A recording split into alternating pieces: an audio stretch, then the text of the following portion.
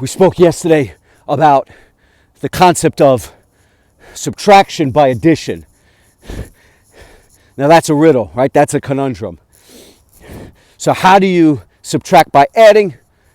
We were talking yesterday, and I've spoken before about this. We would talk about how we remove negative habits from our life by adding the positive ones such that it crowds out the negative. So that's how we do it. We don't really focus in on or ruminate on or zone in on the concept of subtraction. For us, it's all about addition, and the other stuff just falls away because we have no room for it any longer. So adding to that, we've talked, not yesterday, but in the past, about things like removing lies, deceit, dishonesty from our lives. And the way we do that is by being honorable, by being honest, by being credible, by living a life of integrity. Another bad habit we look to extinguish from our lives is complaining. So you've heard me talk about this before, right? Complaining, whining, moaning, kvetching, as my mother used to say, or my grandmother used to say, kvetching. And the way we do that is we're grateful, we're thankful, we're full of joy over all of the good things we have in our life, because we have way more than we could ever expect in Yahuwah Yahusha. Way more. We've received so much that our cup runneth over. There's nothing to complain about. There's nothing to whine or moan about when you're in Yahuwah Yahusha, because your cup is overflowing to the point where you're compelled to share what you have, to share the good news.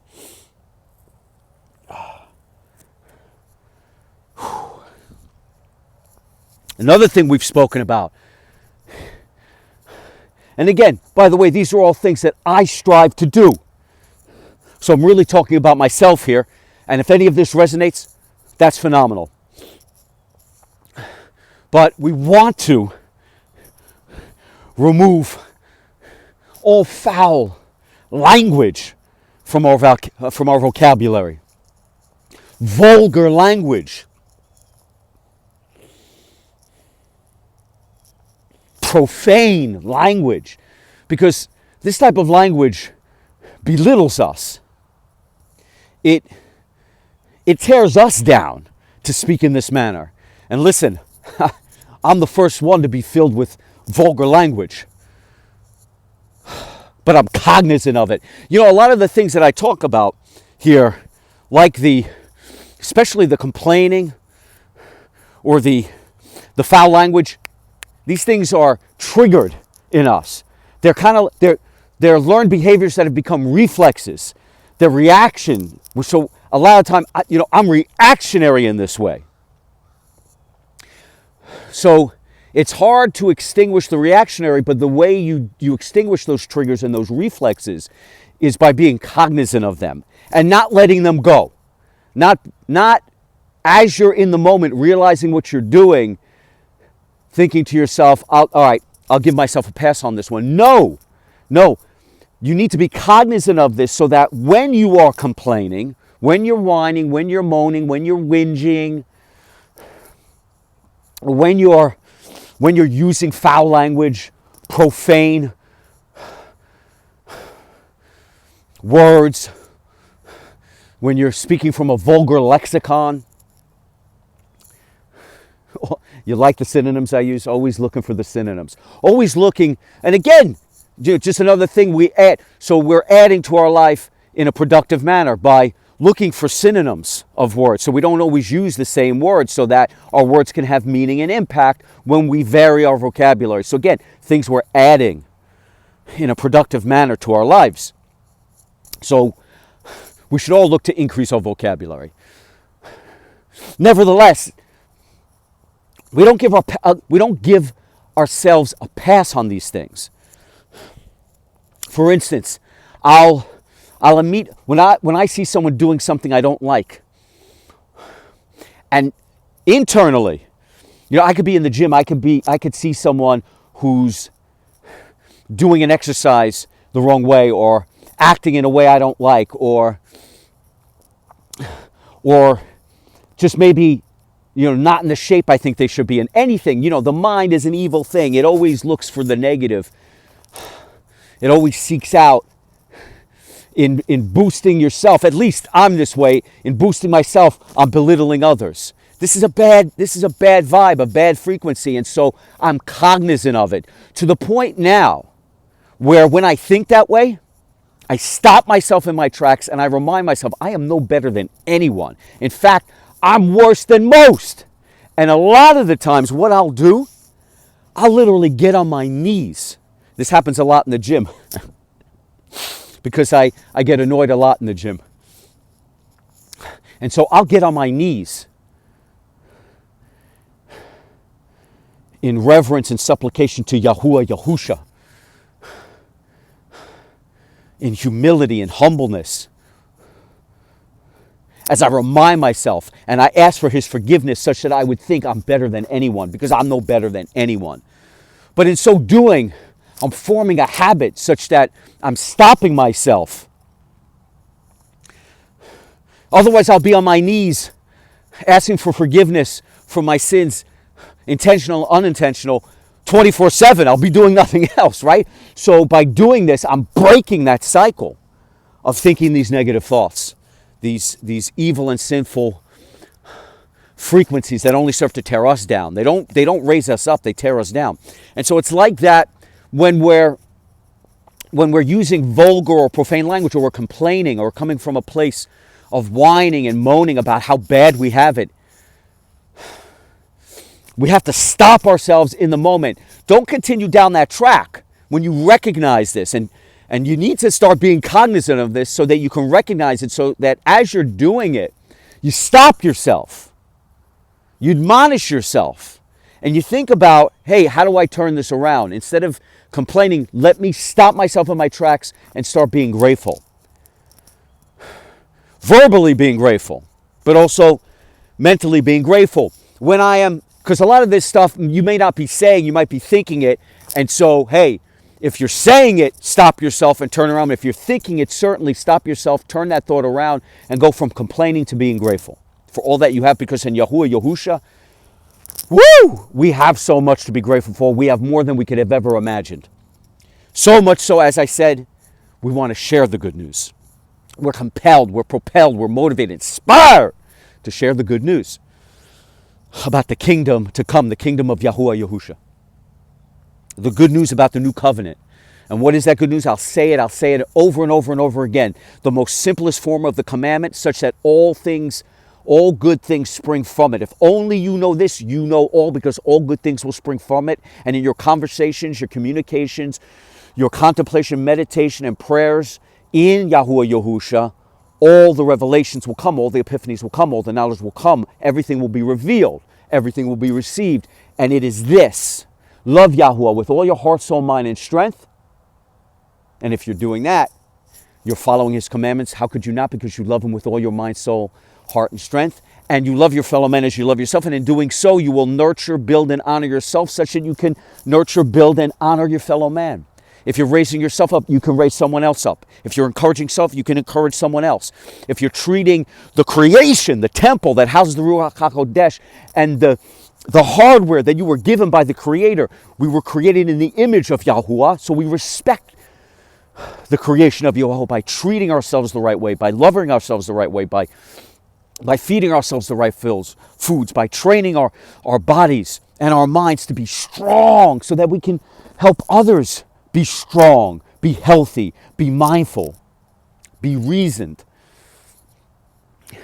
such that they understand the commandment and that they then move towards Yahuwah Yahusha. Not by preaching to them, by living the word, by living the example. If you're living the example, people are going to notice it and they're going to want they're going to realize that if a wretch like us can be saved, a wretch like me can be saved, a wretch like me can turn my life around, then anyone can. And so it's by living the example is one of the biggest ways, far more so than teaching or preaching, certainly more than admonishing or belittling.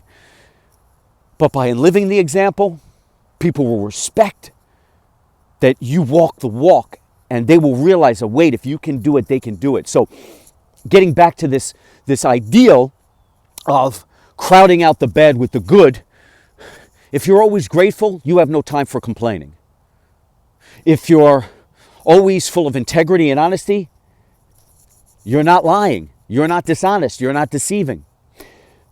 If you're always credible, if you're living in truth, Yahuwah's truth, you're never going to be someone of bad integrity or bad intentions. You're never going to act out in in a dishonest or deceitful way. And if you are using positive, productive, encouraging language, you're not going to be using foul, vulgar, or profane words such that you're belittling yourself, such that you're dishonoring yourself, disrespecting yourself by sinking so low with such low language. Instead, you're speaking language that has weight, language that has honor, language that has respect, language that has productive outcomes, language that encourages, language that builds up, language that motivates, language that inspires. Okay, so now that we got, and by the way, I've spoken on this before, so now I'm getting to today's point, which is another thing that we want to crowd out of our lives with all the goodness of Yahuwah Yahusha, is we don't want to fall into constant dispute. We want to avoid always being, or just being in a general manner, quarrelsome, argumentative, and combative. Now, I'm not talking about having reasonable, logical, rational conversations, measured conversations on concepts, because that's how people arrive at good ideas, by talking them through, by weighing the positives and the negatives and having a reasoned conversation. Debate doesn't have to be antagonistic. Debate can be rational, reasoned, and measured, such that both sides are learning from the other. No, I'm talking about being argumentative for the sake of being argumentative, trying to force your will on others, trying to smash people to pieces with your loud, combative voice, filled and dripping with anger and sarcasm and negativity. That doesn't do anyone any good. As Paul talks about in Timothy, that just brings strife. That just brings strife. Because what we want to be able to do, again, is live an example for others, live an example for our people, live an example for our own, live an example for our household. Live an example for those who are lost, who are wayward, who are wallowing in despair and depression, anger, frustration, anxiety, hopelessness. Those who are stuck in the same bad habits and bad cycles and bad frequencies. Those who are stuck in addictions to alcohol, to pornography, to drugs. Those who are stuck and lost in negativity and despair and depression. Those who are jealous, those who are full of envy, those who are full of greed, and those who are lustful, those who are tempted by the evil, ephemeral, cheap thrills, cheap titillation, and cheap highs of this world. We want to live as an example, so those who are tearing themselves to pieces and looking for a way out, again, as I said before, can find by seeing you as an example, seeing you filled with the light of the Ruach HaKodesh, seeing you filled with the light of Yahuwah Yahusha, that they know there's light, that they can leave the darkness behind, that their darkness can be obliterated through the light of Yahusha, because he is the light of this world, such that when it smashes into the darkness dissipates, the darkness is destroyed, such that they too can walk in the light, because if you can walk in the light, then they can walk in the light. And so we don't want to be at every turn an argumentative person, a quarrelsome person, a combative person. Think about who wants to be around somebody like that? That is a frequency that repels. That is a frequency that pushes people away. Do you think that you're going to gain advocates by being by adopting such a persona? Do you think that you're righteous by adopting such a persona? Do you think you're going to convince people to agree with you by adopting such a persona? No one likes a combative, argumentative, quarrelsome person. And so how do we crowd that out from our lives? Because again, these are things that sometimes we're triggered into. We're not even, when we enter them, it's almost impossible to stop. But the way we do that is we first become cognizant of the fact that we can be that way, and that we can, and again, a lot of time I say we, I mean I, and if this resonates with you, then phenomenal, great. But the point is that when we are triggered, when this becomes when we're reactionary, when this is a big reflex for a lot of us, when we are that way, we have to first be cognizant of it, and as it's happening, stop ourselves. Stop ourselves, whether it's in our minds or whether this is actually happening. Because, hey, we all get into these imagined arguments with other people in our mind. We start to project that this is an argument that's going to happen, and here's what we're going to say, and here's what we're going to tell them, and here's how we're going to prove our point. We're going to be quarrelsome. And it sounds like an argument in your head, something that probably will never happen. But if you're doing that, stop it in its tracks. And if you're actually involved in it, you know what? Pull yourself back. Halt. Put on the brakes. Show that discipline that we can have by not just giving ourselves a pass on that and just going through with it. And the way we crowd it out is first, again, to be cognizant, to stop ourselves when it's happening. You might not be able to stop the trigger, but over time, this will become a habit that you're good at, and you'll do it less and less and less over time until you hardly do it at all. So a lot of these things that I'm speaking about, I hardly do at all. But I'm still cognizant of it because I can fall into it. And where I do it a lot is in my head.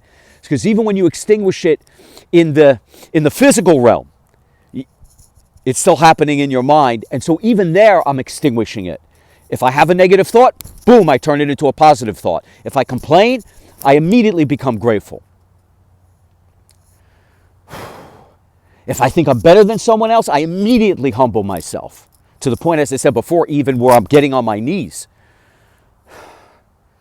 in supplication and in prayer and asking for forgiveness from Yahuwah for being arrogant and conceited. So again, these things will, over time, they stop me from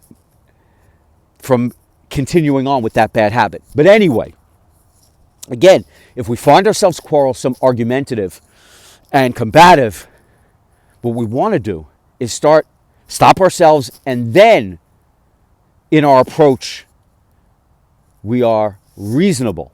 We are reasoned in our approach to conversations with others. We are reasoned. We are well considered in our conversations with others. We are thoughtful in our conversations with others. And if we practice that, if we do that, if that's the way we conduct ourselves, if that's the persona we adopt, and that's the way that we conduct ourselves and we approach others, then it's going to crowd out our argumentative, combative nature, our quarrelsome nature. And so in being, and here's the point to it, because again, in being reasoned, considered, and thoughtful in our approach, we can live as an example for others, such that, because no one's getting taught, no one's learning, no one's adopting your habits if you're quarreling with them. You're just provoking strife and resentment. That's all you again, you think that you're making a point, but you're just generating strife and resentment and venom. You're generating all the things that will repel this person from you. Instead of living as an example for them, we should be meek. And meek, not as in weak, but meek as in kind, gentle. And what meek really means is strength, because it's the strength to be stoic and to keep our sword sheathed. The sword that wields or that drips venom, that is anger, that is frustration with people, that is rage, that wants us to lash out. It's that but the strength to keep that passion. It's the passion that we have, not the good passion, but that evil, sinful, negative passion to be rageful, to be hateful, to lash out and be quarrelsome, argumentative, to be combative, right? When someone says something we don't like, we immediately want to, and again, so being meek is being able to contain ourselves, and then to be reasoned, considered, and thoughtful in our interactions with others, in our conversations with others, in our approach to others. And in so doing, we can be an example for them, because people are willing to listen when that is the way we engage. They're willing to take on board what you're saying. They're willing to adopt some of your ideas. But if you think quarreling with them and arguing with them and fighting with them and belittling them is going to, somehow by doing so you will impose your will on them such that they'll adopt it, no, the opposite's going to happen. They're going to push. They're not going to want to be around you. They're going to push away from you. You're going to generate negativity. Everything you're looking to do will be turned on its head. Actually, a lot of the time when you're combative, argumentative, and quarrelsome with people, you're not even trying to convince them of anything. You're certainly not trying to teach them anything. A lot of the time, all you're doing is looking out of anger. You're looking to berate them. That's all you're looking to belittle them because they're not thinking the way you're thinking. And again, that's not going to change anything. But again, a lot of us aren't even looking to make a change in somebody. We're just lashing out, right? We're just raging. We're just putting them in their place. That comes to no productive end. That is completely negative. That is darkness. That just leads to the worst effects or all the worst affects of human nature. And we want none of that in our life. So again, so we remove this type of persona from our lives. We remove these bad habits from our lives by crowding them out with the good and adopting a reasonable way of engaging, a reasoned way of engaging, filled with consideration and thoughtfulness. That's how we conduct ourselves. And in so doing, we can live as an example. Because again, the greatest thing we could do, the greatest thing we could be in Yahusha,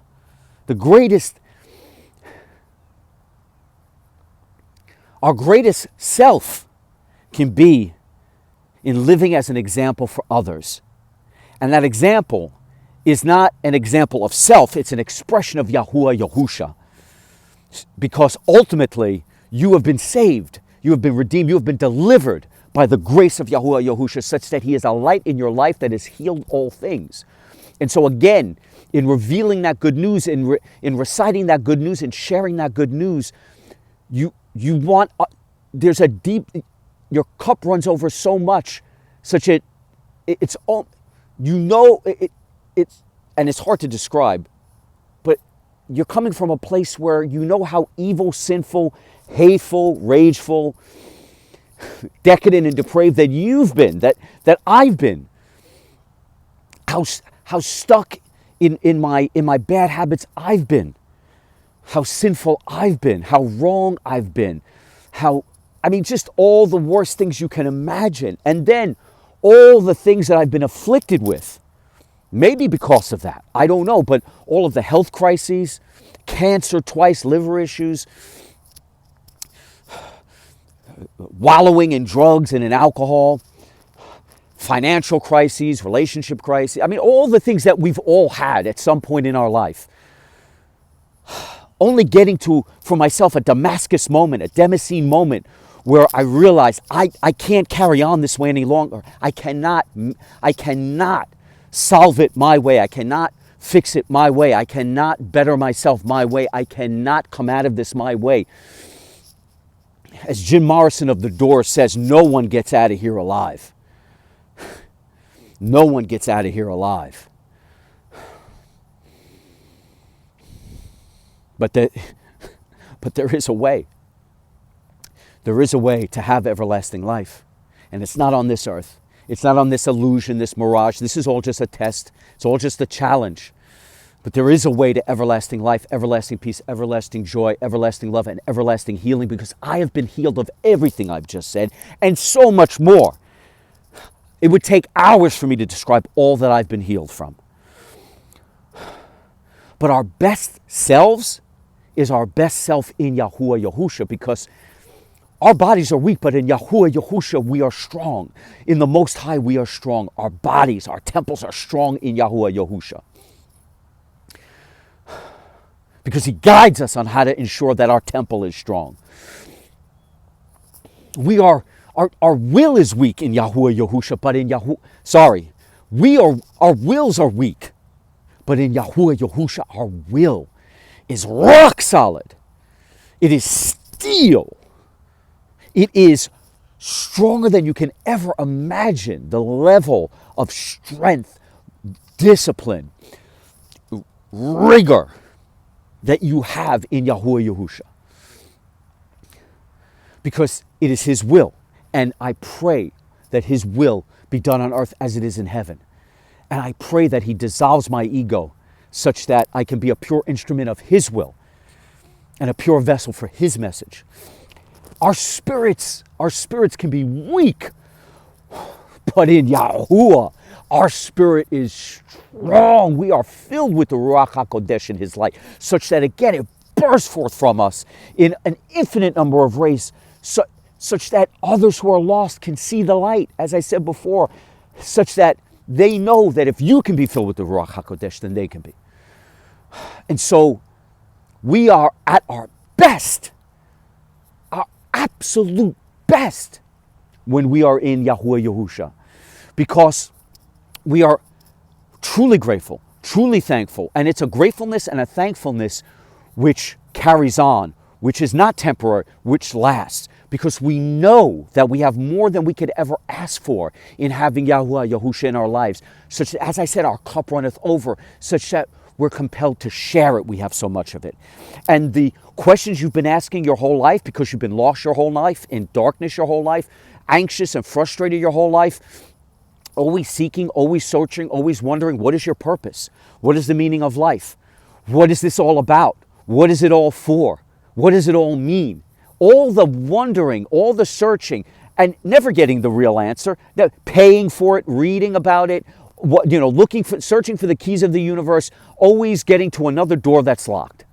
Getting to the top of the mountain and always realizing you're at the bottom of another. It never ends. And you're always clawing, scratching, cannibalizing, fighting, dominating, conquering for more, for more, for more. It's never enough until you render yourselves on your knees, confess before Yahuwah Yahusha, not before any man, before Yahuwah Yahusha.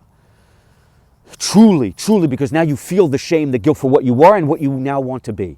And in Yahuwah Yahusha, he grants that. In all of his grace and his love and his healing, he fills you with your redemption, your deliverance, and fills you with forgiveness and brings you to the Father as a good shepherd. He is the only gateway to the Father, no matter what any lying Pharisee or lying scribe or Sadducee, holy man, wise man, or religious authority tells you. They are not the gateway to the Father. The only gateway to the Father is Yahuwah Yahusha, and he brings you to the Father and you are forgiven once and forever. We were cast out of Eden, but now we are walking the path of righteousness as we head to kingdom come. And we are on the path now, so we feel that glory, we feel that love, we feel that healing, we feel that peace and that solace and that forgiveness. We feel it now. Even as we know we're not worthy of it, we also feel it, and it becomes equal measures. You know, you're not worthy of it, yet at the same time, you know you have it, and it's a joy you can't even imagine, such that a wretch like you could have such joy and could have forgiveness.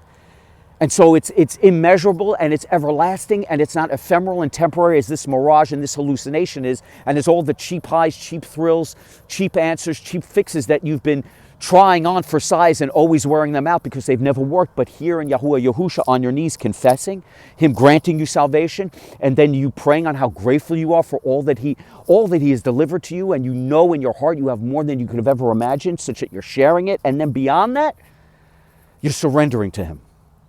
You're surrendering to him because you've tried it your way, it's never worked, and in surrendering to him, you're asking him for his guidance, his direction on how to live your life in a manner that pleases him most. And like a thunderbolt, it hits you. You know, because now you're on that righteous path, which is, again, you're filled with his light, such that you're healed in all ways. His light bursts forth from within you, such that others can see it.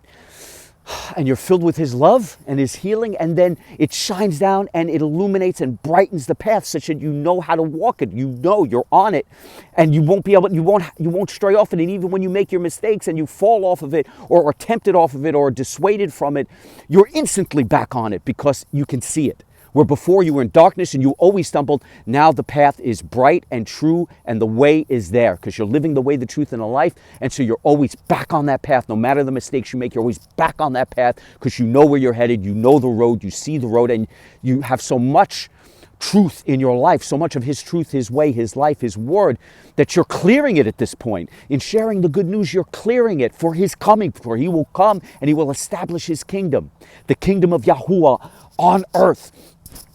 He will reign. He will reign. And all evil will be crushed under his feet, and he will live amongst us once again. And we will be able to love, honor, glorify, and praise him with all our hearts, souls, minds, and strength. Because once again, we will be in paradise. Once again, we'll be perfect like the angels. Once again, we will have everlasting life, everlasting healing, everlasting love, everlasting joy, everlasting peace.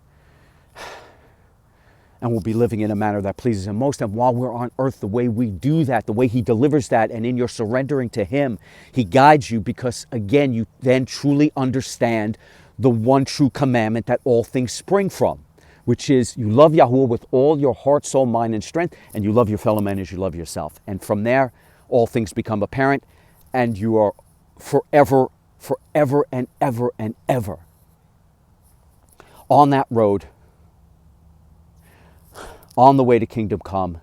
And when you finally cross over and you knock on that door, he welcomes you in. The last thing you ever want to hear, is when you knock on that door and you hear, I knew you not. That will be the most heartbreaking thing you could ever imagine, the most soul-crushing thing you could ever envision. That lump in your throat, that pit in your stomach, it is but a grain of sand amongst all the beaches of the world compared to the heartbreak you will feel. You can't even fathom it. Because behind that door, when you cross over, you will hear the everlasting peace, the everlasting joy, the everlasting healing, the everlasting love, and the everlasting. You will hear it, but you will not be welcomed in. He will tell you, he will say, I knew you not. And that is a tragedy. Why? Especially because in this life, in this mirage, in this hallucination, in this false reality, in this time, in this now, it couldn't be any easier to have that door opened such that you would reject it or turn away from it. All you have to do is knock. And it is instantly answered. He instantly comes into your life. He instantly gives you the answers you need. He gives you the epiphanies, the revelations, the blueprints, the instructions. He fills your heart with love. He fills your heart with healing, and you are redeemed. You are saved.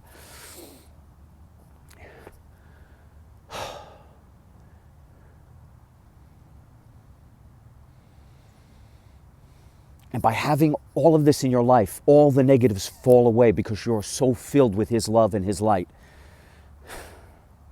Subtraction through addition. Subtraction through addition. So let us walk that path with all of his good news, such that all the negative is left behind us. Let us walk that path, that righteous path, that justified path, that sanctified path, because now our heart is justified, our heart is sanctified, our heart is righteous and true. Our righteousness is all the gain we will ever need. It's not a means to gain, it is the gain. And we walk on that path of truth and righteousness, and we are unstoppable. We are undeniable. We are unconquerable. We are undefeatable. As we move and groove and speed relentlessly, ceaselessly, and undeterred, as we move like a freight train to kingdom come.